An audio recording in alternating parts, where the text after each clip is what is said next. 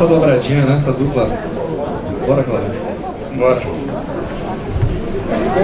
Fica por aqui mesmo, em pé, que a gente está em casa e com nossos associados. Bom, falar um pouco do mercado imobiliário, da nossa pesquisa, né, que a gente vai, inclusive, agora na convenção, publicar até o terceiro trimestre.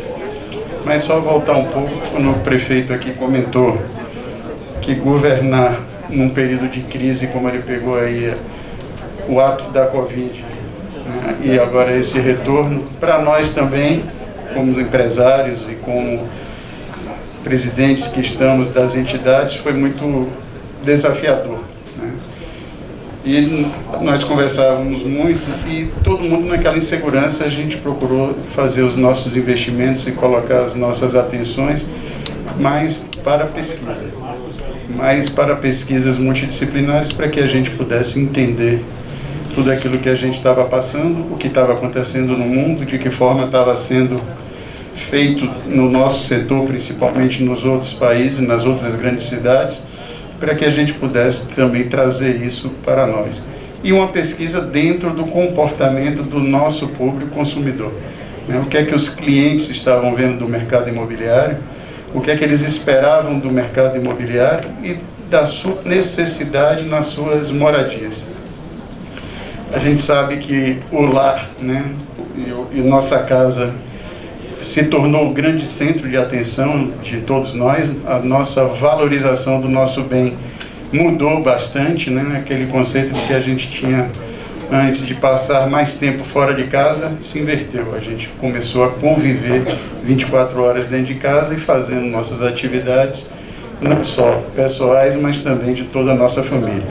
Tinha que trabalhar, tinha que cozinhar, tinha que fazer limpeza, filho tinha que estudar, a gente tinha que fazer reunião, tinha que dar satisfação aos nossos clientes. Então a forma de comunicação, ela também mudou. E contou com um desenvolvimento muito grande e o apoio da tecnologia. O apoio... Pronto. Com o apoio da tecnologia. Então nós começamos a investir muito no digital, naquele momento, né, usando todas as ferramentas. Nossos associados também investiram muito em preparar os seus empreendimentos e preparar as suas empresas para que a gente conseguisse fazer a apresentação dos produtos e até a venda e a concretização com a assinatura dos contratos de forma digital. Investimos muito também nas campanhas digitais e isso aproximou muito o cliente. Aquele cliente que estava em casa, que mesmo trabalhando em casa tinha um período de maior disponibilidade para poder também fazer a pesquisa, ele começou a nos procurar e o nosso mercado aí sim, a partir de junho, julho de 2019, ele começou a ter uma reação bastante significativa, encerrando o ano com um surpreendente, né, Blandinho, um surpreendente crescimento do mercado. Continuamos a fazer as pesquisas, nossos associados também continuaram a desenvolver seus produtos dentro do resultado das pesquisas, aqueles que estavam em obra a fazer umas modificações nos seus projetos que atendessem esse novo desejo do consumidor, e os que estavam prontos conseguiram disponibilizar os seus imóveis para aquelas pessoas que ou queriam um imóvel menor, porque o imóvel grande dava muito trabalho para ele conviver, limpar, cuidar de filho, e aí queriam um menor, ou um imóvel maior para aquele que o filho não tinha espaço para estudar, ele trabalhar, a esposa trabalhar, que precisava de mais espaço para comprar, e o crescimento também das nossas cidades e principalmente aqui do litoral. Então muitas pessoas, o que era a segunda residência passou a ser a primeira residência, e o que era a primeira residência passou a ser a segunda residência. E até com um mecanismo também de uma mudança para aqueles que não podiam comprar um outro imóvel no padrão que desejava, eles vendiam o imóvel que tinha, iam para o menor e compravam um outro imóvel no litoral em algumas cidades do interior. Tivemos também um movimento bastante grande, significativo, de pessoas que tinham saído da nossa cidade, do nosso estado, e ido morar em outros estados. Então, com a Covid, com a impossibilidade, com o home office, voltaram para suas bases e aqui passaram a adquirir imóveis, com também um crescimento bastante significativo de venda de imóveis para outros países. O que levou até no nosso Fórum de Sustentabilidade do ano de 2020 2020 e o desse ano, a gente fazer o Fórum de Sustentabilidade, sendo apresentar os potenciais da Bahia, apresentar os potenciais de Salvador, para que as pessoas, através da sustentabilidade dos seus imóveis, viessem comprar um imóvel aqui. Então, nós, no ano 2020 e 2021, fizemos o nosso fórum de forma digital, esse ano fizemos ele de forma presencial e híbrida. Isso também trouxe aí um resultado bastante significativo.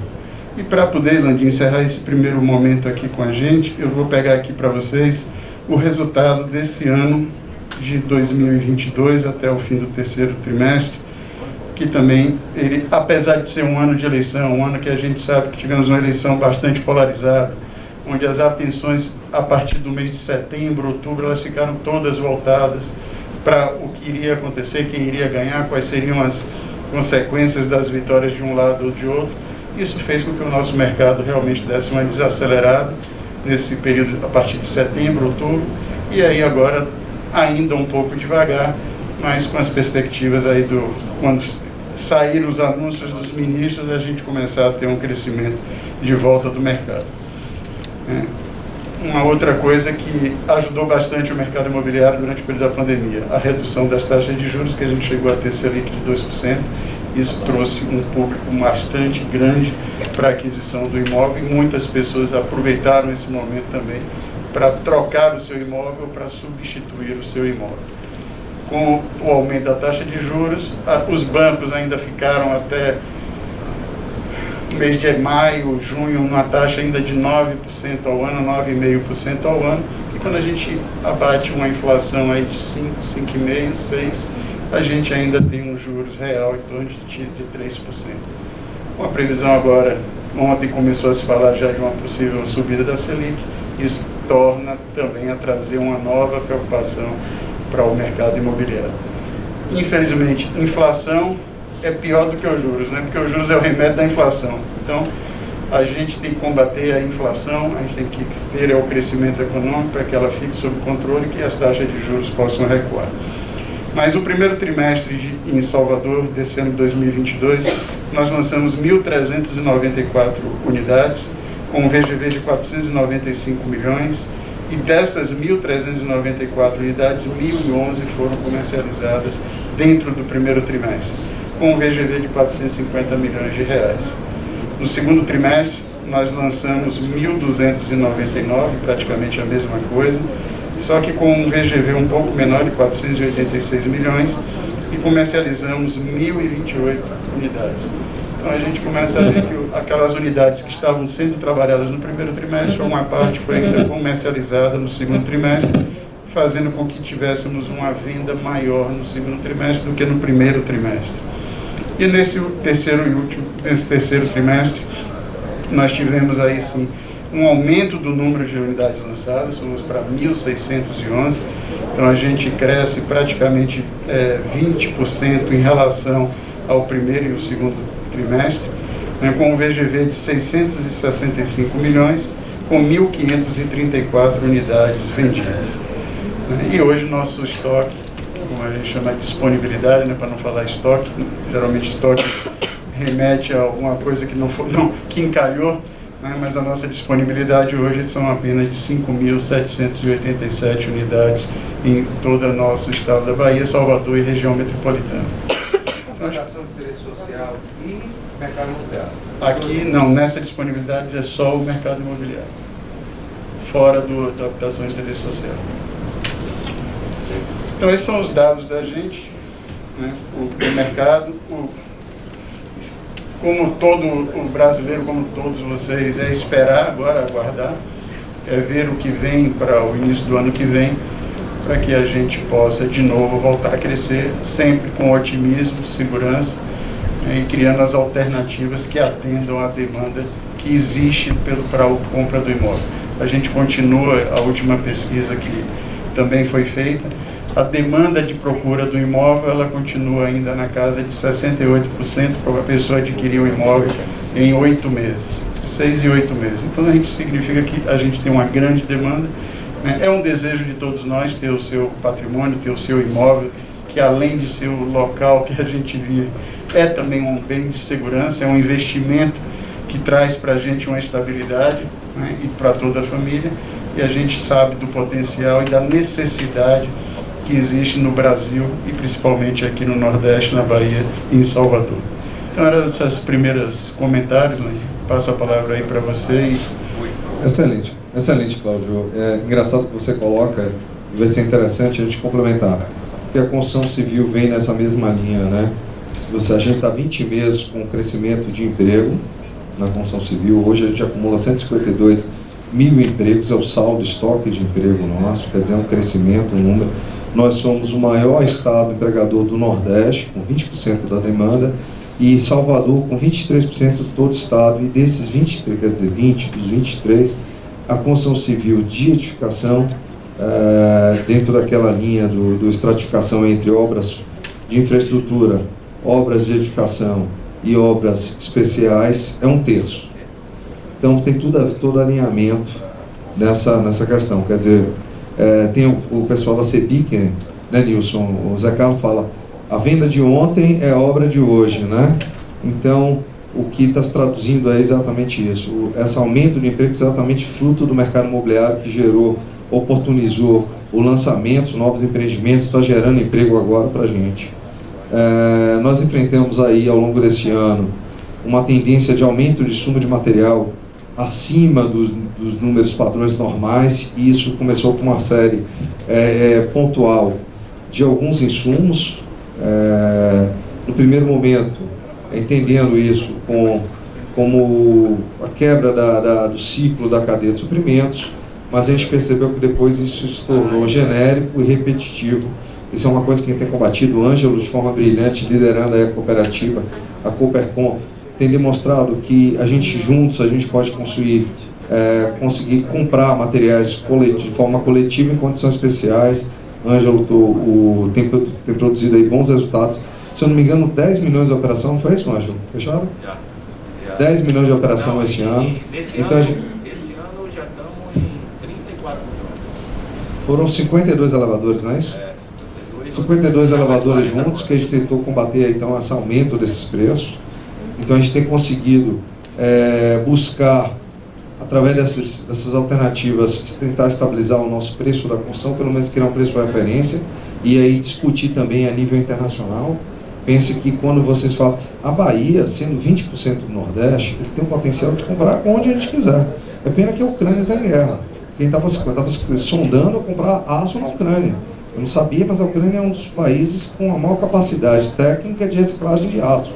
Eles recebem tanques, navios e tudo, eles reciclam aço para a construção civil. Então a gente já estava num processo avançado de compra de aço, acabou não dando certo, lógico, a guerra viabilizou isso daí, mas tem outras operações acontecendo, hoje trazendo aço da Turquia. Bom, então, seguindo essa linha, Cláudio, que você falou, agora tem umas coisas boas, a aderência nossa da construção civil com a pauta da sustentabilidade. Dentro do Sinuscom aqui, e não é diferente, você vê que tudo se ramifica, tudo se conecta, tem tudo a ver, e juntos e misturados, né, Cláudio? A gente está junto e misturado aqui para falar a mesma coisa, porque a adesão, você vê o IPTU Verde, uma agenda foi muito rica da DEME, muito intensa da DEME, e a gente agora com as consultoras com uma agenda muito forte do ESG. Se todo mundo faz, por que as consultoras não fazem? E aí tem Vicente pilotando um projeto fantástico, ele identificou um dos melhores parceiros nacionais, que é o CTE, o Centro de Tecnologia de Educação, lá em São Paulo, para fazer com a gente uma parceria e um treinamento. Tem 10 empresas, são 11 empresas capacitando com essa pauta de ESG. As empresas maiores já estão com essa pauta avançada. Talvez as empresas que têm ação na Bolsa, elas já estão fazendo isso, algumas indústrias estão fazendo isso, e a gente percebeu que tem muito das nossas construtoras, uma hora fazendo o IPTU Verde. O IPTU Verde é um exemplo de iniciativa sustentável, ora trabalhos sociais, ora governança, melhorando a governança das suas empresas. Então, por que a gente não consegue dizer para a sociedade, dizer para um IFC, não dizer para os nossos poderes públicos, nossos secretários, e para todos que a gente também pode ter essa agenda como propriedade nossa? Então, está aí uma agenda, Vicente está na frente, Vicente Mato, nosso diretor de de ESG, criamos uma diretoria específica para tratar desse assunto, e eu acredito que sim, a gente vai começar a melhorar a imagem da construção civil a partir de iniciativas como essa e também da sustentabilidade. Bom, agenda de inovação, Galindo aqui. Vicente está aqui.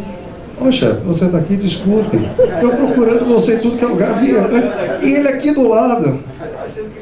Nosso diretor Vicente Mato, ex-presidente do Sinuscom, aqui também na casa.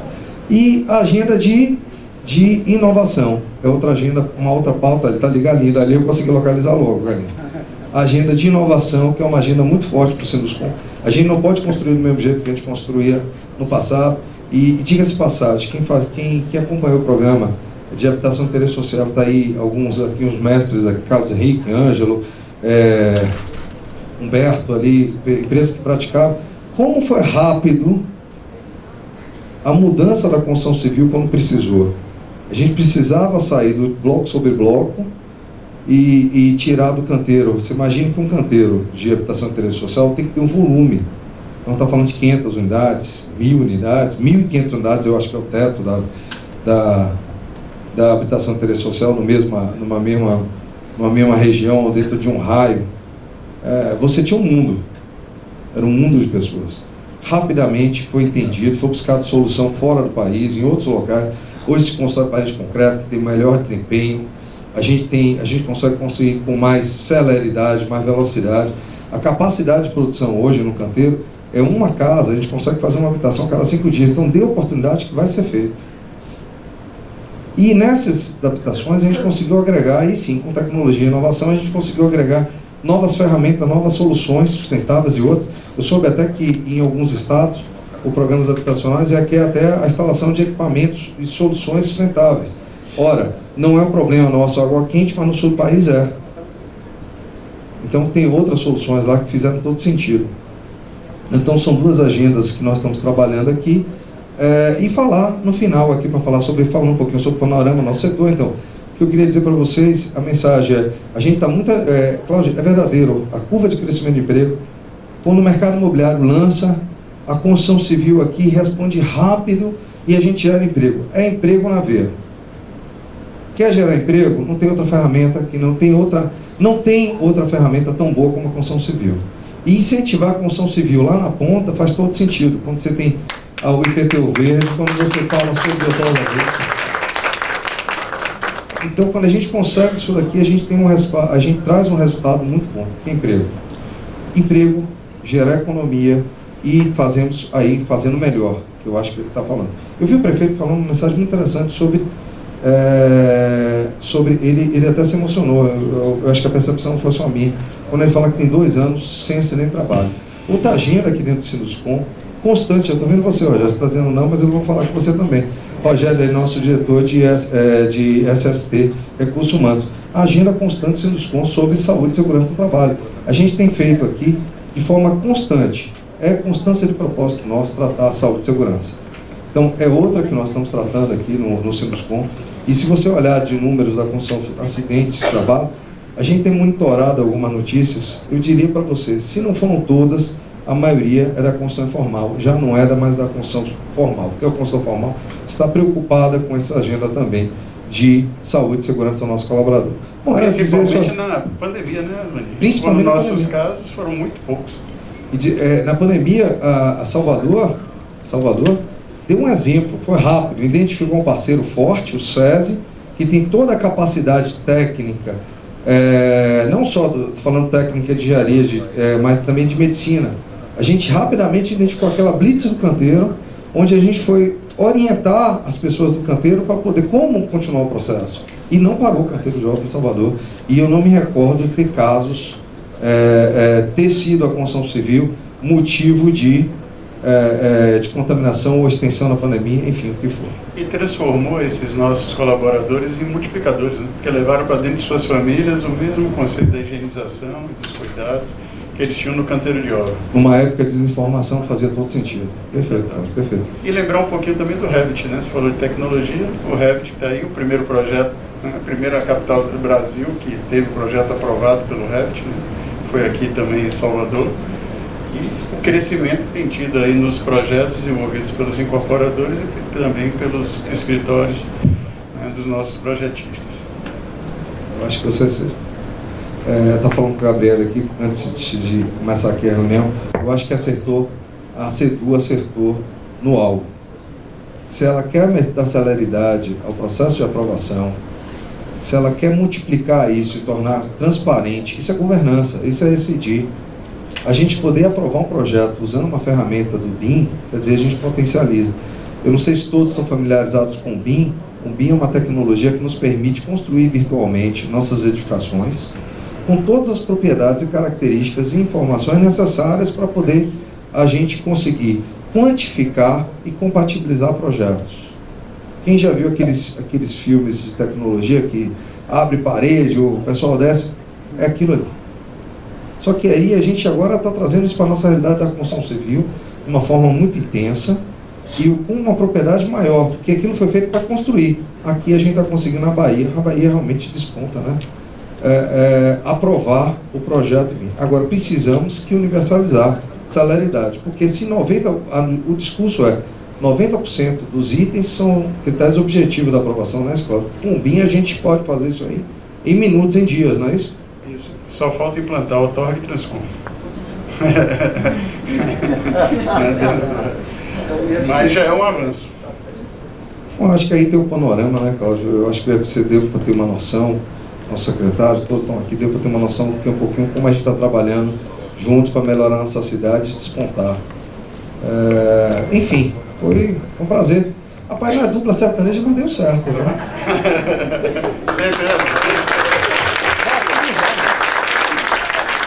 Obrigado, senhor Alexandre Landim, senhor Cláudio Cunha, pela apresentação do panorama.